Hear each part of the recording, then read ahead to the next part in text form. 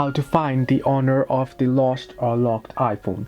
Hello everybody, welcome back to my channel. This is me Bipin Bisnath, and today I'll guide you on how you can find the owner of the lost or locked iPhone. Now if you found a particular lost iPhone, or you found an iPhone and it is locked, then how you can find the owner of it? First, you wanna go ahead and open it up and swipe up in order to unlock it. It'll try to face password, but since it won't match, then you'll get to this page where it'll ask you to enter in the passcode. Right now, here you'll find the emergency option at the bottom left corner of your screen. You can see that. You want to tap on it. Once you tap on it here, you'll be able to head to the emergency call, where you'll be able to make an emergency call.